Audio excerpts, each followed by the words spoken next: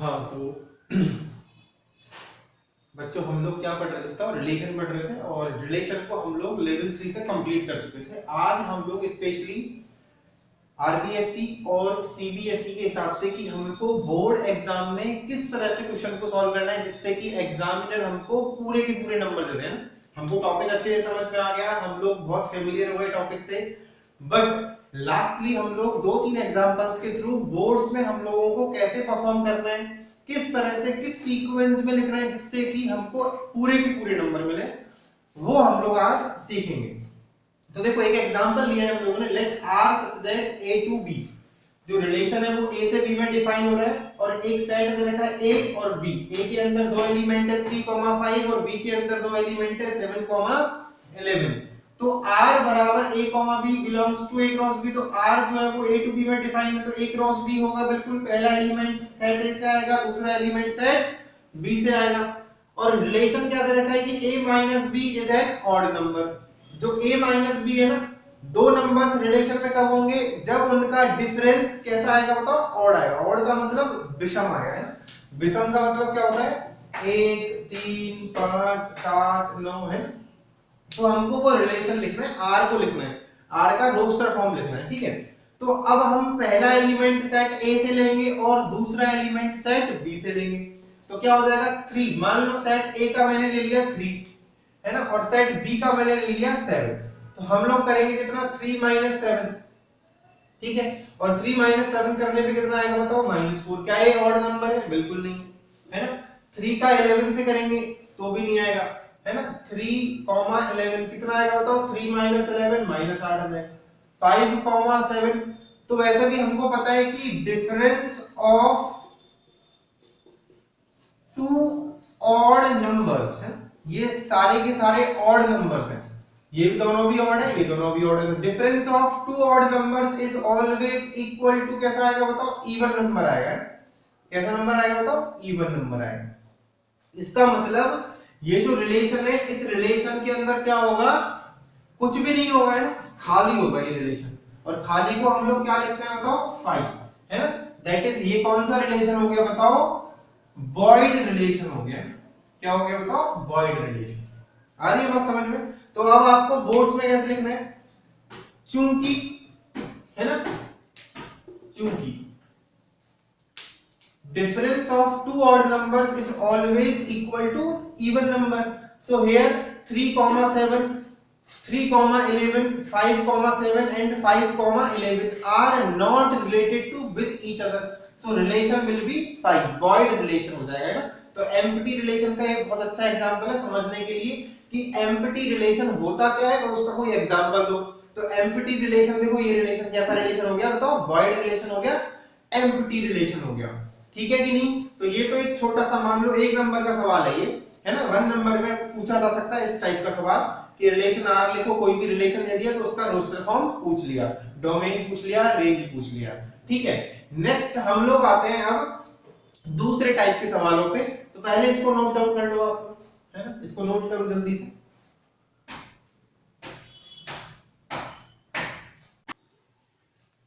अब देखो दूसरे टाइप का सवाल जो है, एक रिलेशन दे रखा है और उसमें अपन को रिफ्लेक्सिव, सिमेट्रिक और ट्रांजिटिव चेक करना है कि ये रिलेशन रिफ्लेक्सिव है, सिमेट्रिक है, ट्रांजिटिव है, या तीनों ही है या तीनों नहीं, ठीक है। तो रिलेशन को बहुत अच्छे से देखोगे आप लोग। तो रिलेशन जिस सेट पर डिफाइन है वो सेट दे रखा है, रिलेशन के अंदर जो रिलेशन प्रोवाइड करा रखा है ए और बी का वो दे रखा है आपको। तो अब देखो ये छोटा सा सेट है ना, बहुत छोटा सा सेट है, तो इसका इजीली हम लोग r लिख सकते हैं। तो सबसे पहले हम लोग इसका r लिखेंगे ना। तो सॉल्यूशन करते टाइम सबसे पहले क्या लिखोगे, देखो बहुत छोटा एलिमेंट है, 6 एलिमेंट है, तो आराम से इसका r लिखा जा सकता है। तो हम r का रोस्टर फॉर्म लिखेंगे। तो r का रोस्टर फॉर्म क्या हो जाएगा, a एलिमेंट भी सेट इससे आएगा और b एलिमेंट भी इससे आएगा, आएगा कि नहीं आएगा। तो यदि a को आप 1 लेते हो तो b बराबर कितना हो जाएगा, 2 हो जाएगा। तो 1, 2, 2 भी इसमें। a को आप 2 लोगे तो b बराबर कितना हो जाएगा, 3 हो जाएगा। a को आप 3 लेते हो तो b बराबर कितना हो जाएगा, 4 हो जाएगा। a को आप 4 लेते हो तो b बराबर कितना हो जाएगा, 5 हो जाएगा।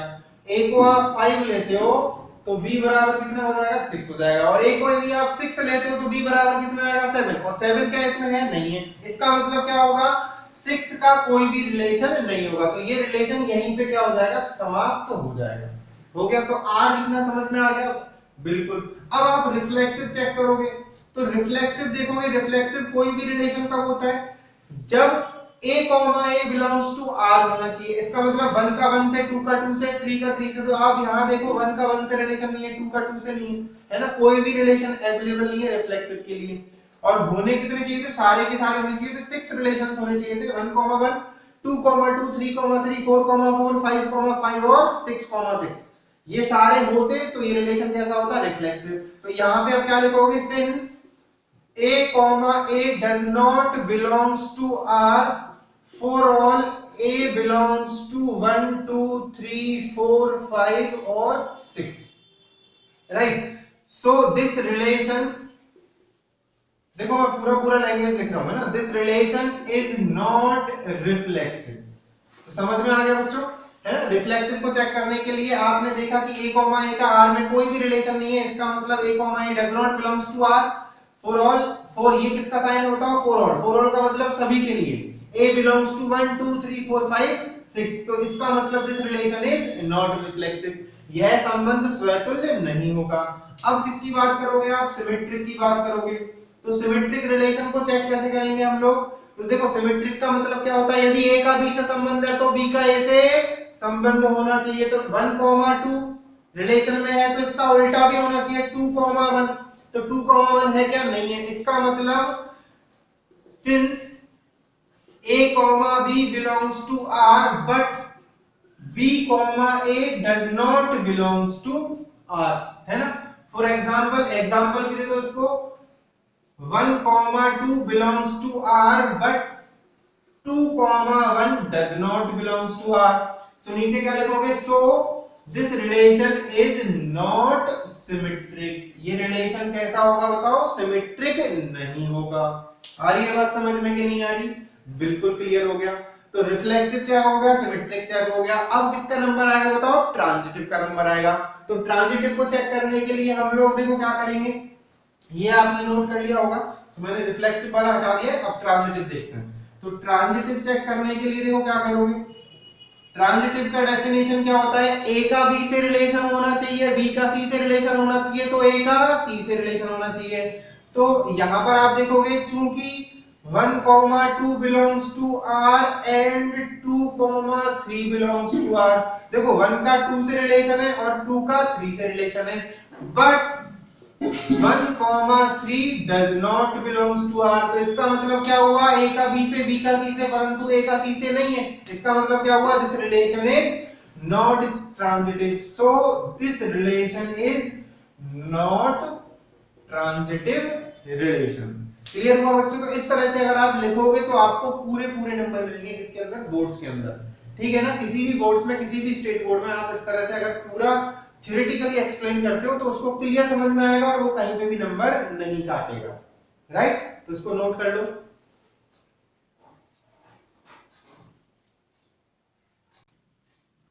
हाँ तो बच्चों नेक्स्ट क्वेश्चन पे आओ। देखो इस टाइप का मैक्सिमम जो है ना, हाईएस्ट मार्क का क्वेश्चन ये वाला बन सकता है, इस टाइप का बन सकता है, ऐसा जिसमें आपसे प्रूव करवा लेगा वो कि R is a equivalence relation. और कोई भी रिलेशन इक्विवेलेंस कब होता है, जब रिफ्लेक्सिव भी होगा, सिमेट्रिक भी होगा और ट्रांजिटिव भी होगा। अब इस रिलेशन को देखो तो थोड़ा सा हार्ड एग्जांपल है, इसको थोड़ा सा ढंग से समझना है ना। एक रिलेशन जो है वो किस पे डिफाइन है, n क्रॉस n पे। एक रिलेशन देखो अब समझना, एक रिलेशन डिफाइन है n पे और एक रिलेशन डिफाइन है n क्रॉस n पे। तो देखो इनका मतलब समझना, इसका मतलब है r such that n to n, मतलब n से n में डिफाइन हो गया, और इसका मतलब क्या होगा, r such that n cross n to n cross n। इसका मतलब जो सेट है ना वो एक खुद कार्टेशियन प्रोडक्ट है, जहां से पहला एलिमेंट आएगा वो खुद एक कार्टेशियन प्रोडक्ट है, किसका, n और n का। इसका मतलब every element will be of the form ordered pair. वो किस तरह से होगा बताओ, ऑर्डर्ड पेयर की फॉर्म में होगा। और जब रिलेशन बनेगा तो वो इस तरह से बनेगा, पहला ऑर्डर्ड पेयर कॉमा दूसरा ऑर्डर्ड पेयर, और दोनों को फिर से ऑर्डर्ड पेयर के अंदर अपन बंद कर देंगे। आ रही है बात समझ में, क्लियर। तो यहां से अब आप समझना स्टार्ट करो सवाल को कि रिलेशन जो है ना वो कैसे डिफाइन हो रहा है बताओ। ये मैं अपने समझने के लिए यहां पे लिख लेता हूं R such that n cross n to n cross n। तो एलिमेंट n क्रॉस n से आएगा और रिजल्ट भी n क्रॉस n में आएगा, राइट। अब सबसे पहले हम लोग क्या चेक करेंगे बताओ, रिफ्लेक्सिव। तो रिफ्लेक्सिव का मतलब, अब देखो ये रिलेशन जो है ना वो बहुत बड़े सेट पे डिफाइन हो रहा है, तो इसका मतलब इसको आर निकालना पॉसिबल नहीं है। आर कहां तक निकालोगे, जिंदगी निकल जाएगी पूरी, है ना, पूरी जिंदगी निकल जाएगी, परंतु नेचुरल नंबर्स खत्म नहीं होंगे। निकलते हो 1 2 3 4 5 6 7 8 9 10 हजार 10 लाख 10 लाख करोड़ 10 करोड़, जितना तुम बोल सकते हो उतना बोल लो, परंतु ये खत्म नहीं होंगे कभी भी। इसका मतलब क्या करना है हम लोगों को कि हमको अब जनरल वे में देखना है ना, किसमें देखना है, जनरल वे में। तो जनरल वे में कैसे देखोगे, तो रिफ्लेक्सिव का डेफिनेशन पे जाओ। रिफ्लेक्सिव को प्रूव करने के लिए मैंने बताया था, रिफ्लेक्सिव में क्या होता है, खुद का खुद से रिलेशन। तो रिफ्लेक्सिव को प्रूव करने के लिए केवल मेरे को एक एलिमेंट चाहिए, और वो एलिमेंट कहां से आएगा, n क्रॉस n से आएगा। इस बार सिंगल एलिमेंट नहीं होगा। अभी तक मैं क्या लिखता था, a बिलोंग्स टू n, अब नहीं लिखूंगा। अब मेरा जो एलिमेंट आएगा वो किसमें से आएगा बताओ, n क्रॉस n में से। तो रिफ्लेक्सिव को प्रूव करने के लिए एक एलिमेंट ले लिया मैंने, let a b belongs to n cross n, क्योंकि किसी भी कार्टेशियन प्रोडक्ट का एलिमेंट क्या होता है, ऑर्डर्ड पेयर होता है। क्या होता है, ऑर्डर्ड पेयर। तो let a b belongs to n cross n। अब हम लोग क्या प्रूफ करेंगे कि a b का a b से क्या आना चाहिए, रिलेशन आना चाहिए। तो चूंकि अब देखो रिलेशन क्या है, अब इस रिलेशन को बड़े आसानी से आराम से समझो, a b और c d, ये दोनों का रिलेशन कब होगा, जब a प्लस b बराबर b प्लस c, मतलब पहला और चौथा और दूसरा और तीसरा, राइट। तो चूंकि हम लोग क्या बोल सकते हैं, देखो a प्लस b बराबर b प्लस a होता है कि नहीं होता, आ रही है बात समझ में, क्लियर हो रहा है ना, a प्लस b बराबर b। अच्छा अगर ऐसे नहीं समझना तो दूसरे तरीके से समझो इसको, कि हमको a b और a b लाना है, क्लियर बात समझ में। तो a b और a b के लिए, फॉर a b और a b के लिए बताओ क्या हो जाएगा, a पहला और चौथा a प्लस b बराबर b प्लस a। तो बिल्कुल सही बात है, नेचुरल नंबर्स का जो सम होता है वो हमेशा क्या होता है, कम्यूटेटिव। a प्लस b और b प्लस a दोनों क्या आएंगे बताओ, सेम। इसका मतलब a b का a b से रिलेशन होगा कि नहीं होगा, बिल्कुल होगा। तो ये क्या आ जाएगा बताओ, a प्लस b बराबर b plus a, it is always true.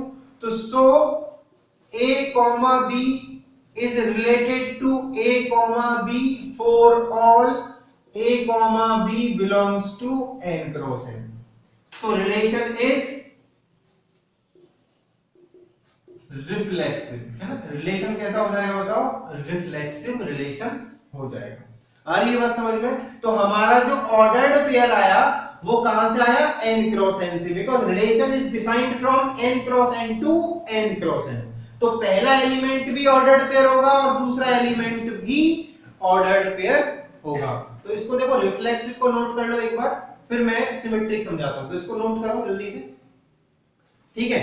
अब आते हैं हम लोग सिमेट्रिक पे। तो सिमेट्रिक को कैसे चेक करेंगे, देखो तो सिमेट्रिक का डेफिनेशन पे जाओ। सिमेट्रिक का डेफिनेशन क्या होता है, यदि a का b से संबंध है तो b का भी a से संबंध होना चाहिए। तो दूसरा हम क्या चेक करेंगे बताओ, सिमेट्रिक, है ना। सिमेट्रिक के लिए क्या होना चाहिए, a का b से संबंध तो b का a से संबंध। अब यहां पर आपको कितने एलिमेंट लेने पड़ेंगे, दो एलिमेंट। और दो एलिमेंट क्या होंगे, तो let a b and c d, दो एलिमेंट, क्योंकि ये पहला एक एलिमेंट होगा और ये दूसरा एलिमेंट होगा, belongs to n cross n। कहां से ले लिए मैंने दो एलिमेंट, ये ले लिए एंड, और हम अब मान के चलेंगे कि इसका रिलेशन इससे, and a b related to c d। तो ये क्या इंप्लाइज करेगा बताओ, a प्लस d बराबर b प्लस c। बताओ करेगा कि नहीं करेगा। अब मन ही मन में सोचो कि रिलेशन सिमेट्रिक कब होगा, जब ये वाला इधर आ जाए और ये वाला इधर आ जाए, है ना। तो c d अगर आप ऐसे लिखोगे, c d r a b, तो क्या हो जाएगा, c प्लस b बराबर d प्लस a। तो क्या ये चीज यहां से आ सकती है, तो बिल्कुल आ सकती है। इसको आपको सिर्फ क्या करना है, LHS को RHS बनाना है, RHS को LHS बनाना है। तो आप क्या लिख सकते हो, c प्लस b बराबर d प्लस a। तो क्या हो जाएगा बताओ, हो जाएगा कि नहीं हो जाएगा। तो देखो c और d, तो देखो क्या हो जाएगा, c प्लस, अब इसको है ना d प्लस a लिखा है ना आपने, तो देखो पहला और चौथा, है ना, तो पहला और चौथा, है नहीं, पहला और तीसरा और दूसरा और चौथा, यही आ रहा है ना। तो पहला और तीसरा तो कितना आ जाएगा, सी कॉमा डी, क्या आ जाएगा बताओ, C comma D is related to A comma B. ठीक है कि नहीं, समझ में आ रहा है ना। देखो क्या किया मैंने, a comma B is related to C comma D, तो क्या आ जाएगा बताओ, a प्लस डी बराबर पहला और चौथा और दूसरा और तीसरा। क्लियर है ना बात। तो a प्लस डी, अच्छा इसको एक बार दोबारा से लिख लो, a प्लस डी बराबर b प्लस सी। अब मेरे को क्या करना है, इनको इंटरचेंज करना है। तो देखो c कॉमा डी और a कॉमा बी, तो क्या आना चाहिए, c प्लस b आना चाहिए, है ना, पहला और चौथा और दूसरा और तीसरा। तो c प्लस b बराबर d प्लस a आना चाहिए कि नहीं आना चाहिए। तो पहला और चौथा, है ना, और दूसरा और तीसरा, तो पहला और चौथा आ रही है समझ में। तो क्या आ जाएगा बताओ, c प्लस b बराबर d प्लस a। केवल आपको क्या करना है, LHS को RHS बना देना है। तो बताओ यहां से अब ये क्या इंप्लाइज करेगा कि c comma d is related to a comma b। तो देखो ऑटोमेटिकली क्या आ गया, पहला और चौथा और दूसरा और तीसरा आ गया कि नहीं आ गया। क्लियर हो गई ना बात, c प्लस b पहला चौथा d प्लस a दूसरा और तीसरा। तो यहां से क्या बोलोगे, दिस रिलेशन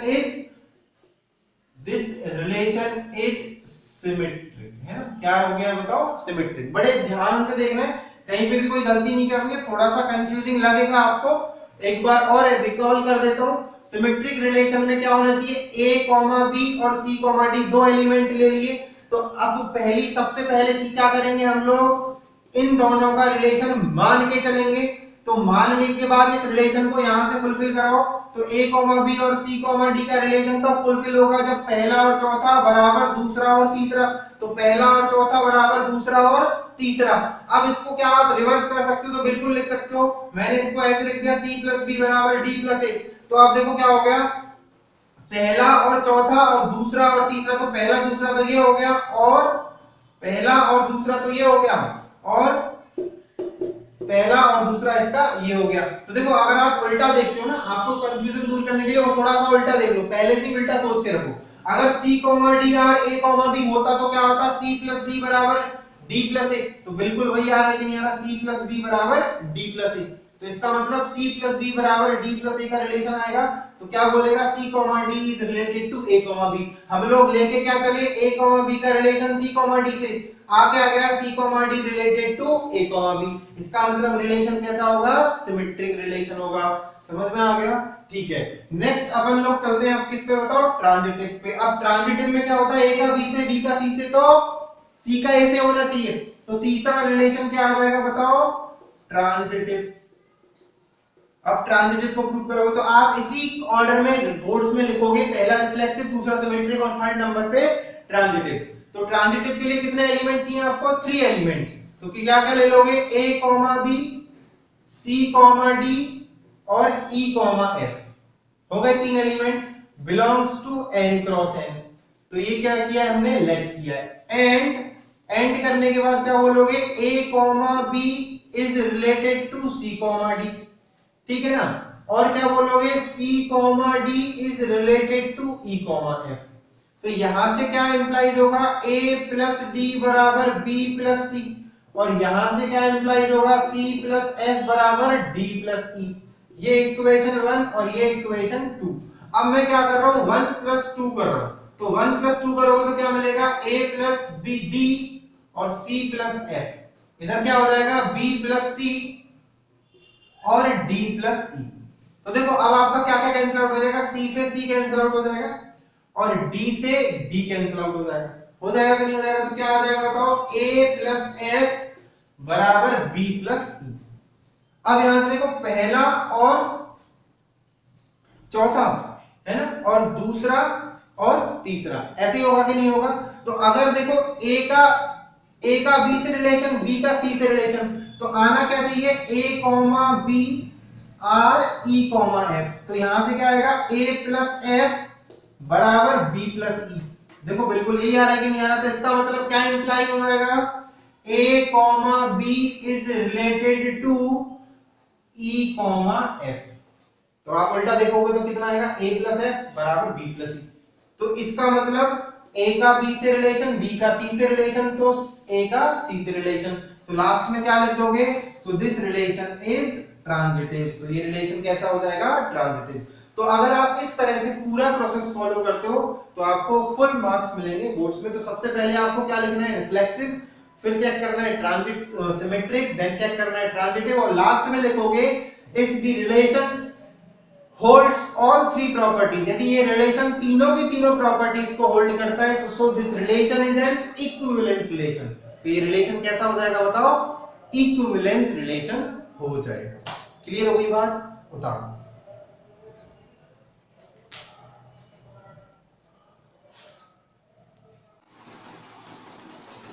हाँ, अब नेक्स्ट क्वेश्चन पे हम देखो, लास्ट एक और बोर्ड्स के लिए एक और क्वेश्चन करते हैं और इसमें आपको सारी चीजें क्लियर हो जाएंगी कि किस तरीके से सॉल्व करना है। अभी तक आप ऑलरेडी क्लियर कर चुके हो, तो ये एक और प्रॉब्लम कर रहे हैं हम लोग, जिससे आपका कॉन्सेप्ट और अच्छे से बिल्ड हो जाएगा और आपको कहीं पे भी कोई दिक्कत नहीं आएगी। अगर ये सारे क्वेश्चंस का आप रिवीजन कर लेते हो एक बार, तो ऑलमोस्ट सारे क्वेश्चंस इसी पैटर्न के और इसी तरह से आपको सॉल्व करना है, इसी तरह से आपको लिखना है, reflexive, symmetric, transitive, then equivalence. Okay, चलो। Show that the relation S in the set A, ये सेट A दे रखा है और ये सेट कहां से कहां तक है बताओ, 0 से लेके 12 तक है, बिलोंग्स टू Z, इसका मतलब इंटीजर। तो A सेट क्या हो जाएगा बताओ, 0 1 2 3 और 12 पे खत्म हो जाएगा, ठीक है। गिवन बाय S बराबर A, B, जो रिलेशन है वो किस तरह से है बताओ, A B, mod of A B is divisible by 4, है ना। मॉड ऑफ A B किससे डिविजिबल होगा बताओ, 4 से डिविजिबल होगा। इसका मतलब क्या होगा कि आपका A और B कब रिलेटेड होगा, जब A B करने पे वो किससे डिविजिबल हो जाएगा, 4 से डिविजिबल हो जाएगा। और आपको प्रूव करना है कि ये रिलेशन जो है ना वो कैसा रिलेशन है, इक्विवेलेंस रिलेशन है। अब इसमें एक और चीज पूछी है, आल्सो फाइंड इक्विवेलेंस क्लास। तो इक्विवेलेंस क्लास का कांसेप्ट भी मैं समझा देता हूं अभी। पहले इसको इक्विवेलेंस रिलेशन प्रूव करते हैं। तो इक्विवेलेंस रिलेशन कैसे प्रूव करोगे, तो सबसे पहले reflexive, symmetric and then transitive. तो कम टू रिफ्लेक्सिव, ठीक है ना। अब मैं लिख नहीं रहा पूरा, ठीक है ना, आपको लिखना मैंने बता दिया है, बस आपको अब हिंट दे रहा हूं मैं। तो देखो एक बार, रिफ्लेक्सिव कैसे चेक करोगे, रिफ्लेक्सिव के लिए क्या करना है आपको, A A आना चाहिए। तो लेट मैंने क्या कर लिया, A belongs to capital A, है ना। A किससे बिलोंग करा दिया बताओ, कैपिटल A से, सेट A से। नाउ A A बराबर 0 is divisible by 4, so mod of A बराबर mod of 0, भाई 0 पे mod लगाओ चाहे मत लगाओ एक ही बात है, is also divisible by 4। सो अपन क्या बोल सकते हैं, A belongs to R, है। R का मतलब यहाँ पर क्या बोल दो, S बोल दो, क्योंकि रिलेशन का नाम क्या दे रखा है, S दे रखा है। तो A belongs to S हो गया, so this relation is reflexive। Now symmetric की बात करोगे तो सिमेट्रिक के अंदर आपको कितने एलिमेंट्स लेने हैं बताओ, A B belongs to capital A। अब आप क्या ले लोगे बताओ, क्योंकि A B belongs to R, ठीक है, या S, है ना, बार बार R आ जाता है, इसमें नाम चेंज कर दिया, S कर दिया। तो यहां से क्या इंप्लाइज होगा, mod of A B is divisible by 4। तो जब mod of A B divisible by 4 है, तो mod of B A भी डिविजिबल होगा। क्यों, क्योंकि A B, जैसे मान लो आपने यहां से ले लिया 0, 4, तो 0 4, तो 4 0, तो डिफरेंस तो वही आएगा, है ना। डिफरेंस क्या आएगा, 4 का मल्टीपल ही आएगा। तो यहां से हम इंप्लाइज कर सकते हैं mod of B A is also divisible by 4। तो मतलब यहां से क्या इंप्लाइज हो जाएगा, B A belongs to S। इसका मतलब A का B से रिलेशन हुआ, B का C, A का B से रिलेशन हुआ तो B का भी A से रिलेशन हो गया। तो this relation is symmetric also. अब अपन क्या चेक करेंगे बताओ, ट्रांजिटिव चेक करेंगे। तो ट्रांजिटिव चेक करने के लिए क्या हो जाएगा, A का B से, B का C से, तो A का C से आना चाहिए। तो थर्ड विल बी ट्रांजिटिव, है ना। तो ट्रांजिटिव चेक करने के लिए कितने एलिमेंट ले लोगे, let A B C belongs to A, है ना। एंड हम लोग क्या बोलेंगे, A B belongs to S और B C belongs to S। तो ये क्या इंप्लाइज करेगा, mod of A B is divisible by 4, तो डिविजिबल बाई 4 होगा तो बताओ क्या होगा, 4k मान लेता हूं मैं। ओके, 4k का मतलब क्या हुआ, 4 का मल्टीपल, क्योंकि mod of a minus b divisible by 4 है, और यहां से क्या आएगा, mod of b minus c is equals to 4m मान लिया। अरे बस समझ में ये भी।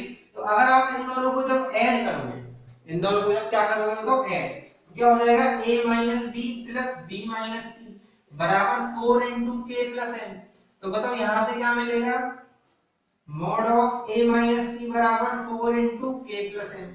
तो देखो mod of a minus c भी किसका मल्टीपल आ गया, 4 का मल्टीपल। इसका मतलब this relation is transitive also. तो ये रिलेशन रिफ्लेक्सिव भी हुआ, सिमेट्रिक भी हुआ और ट्रांजिटिव भी हुआ। जब आपको कैलकुलेशन की बात आई ना कि 4 का मल्टीपल है, तो आप ऐसे मान लेना 4k है ना, दूसरे को मान लिया 4m। k कहां से बिलोंग करेगा बताओ, i से बिलोंग करेगा, either it will be plus either it will be minus.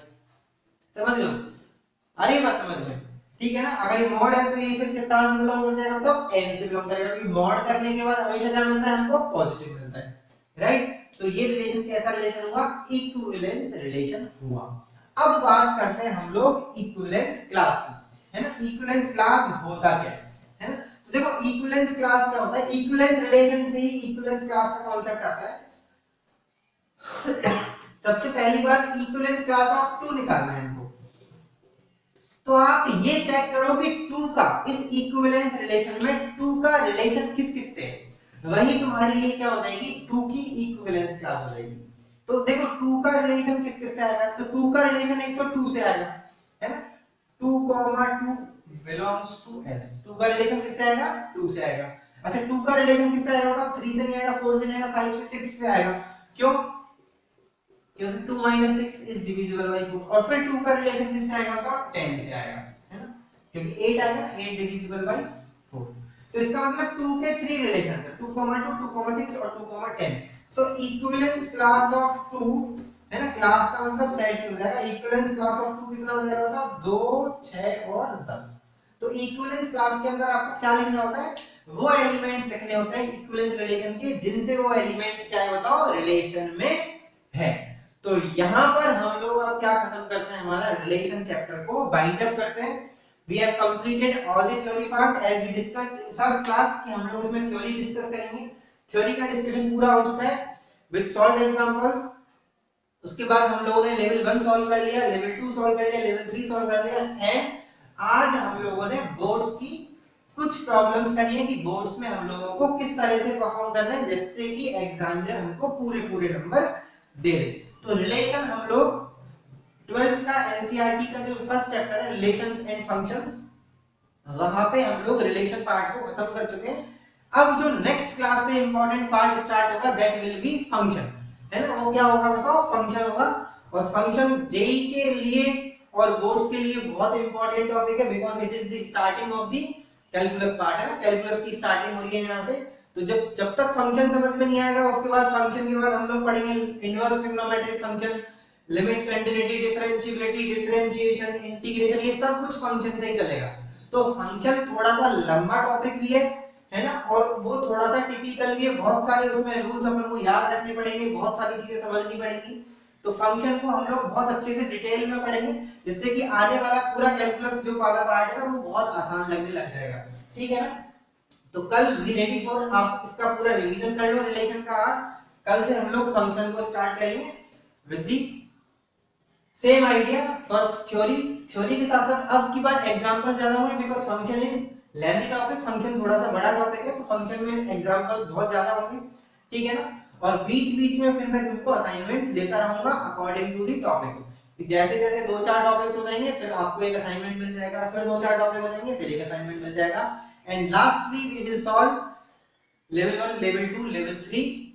Okay, और बोर्ड्स का तो इसमें ज्यादा कुछ नहीं है, क्योंकि बोर्ड्स में तो एक दो टॉपिक हैं जो मैं आपको अच्छे से समझा दूंगा, जैसे कंपोजिशन ऑफ फंक्शंस पे कुछ कुछ सवाल पूछ लिए जाते हैं ना, डोमेन और रेंज के सवाल पूछ लिए जाते हैं, ठीक है ना। तो टाइप्स ऑफ फंक्शंस पे बाइजेक्शन होगा, 1 1 1 2 वाले सवाल पूछ लिए जाते हैं, तो वो तो हम लोग क्लासरूम के अंदर ही कर लेंगे, तो इसमें बहुत ज्यादा वो कोई ऐसा नहीं है। फिर भी हम लोग लास्ट में डिस्कस कर लेंगे, बोर्ड की क्लास रख लेंगे, जिससे कि सारी चीजें हमको क्लियर हो जाएंगी, ठीक है ना। ओके, तो आई होप आपको रिलेशन वाला टॉपिक पूरा समझ में आ गया होगा, और अगर कोई डाउट है तो कमेंट बॉक्स में कमेंट कर दीजिए, है ना, और please like and subscribe the channel, ठीक है, ओके।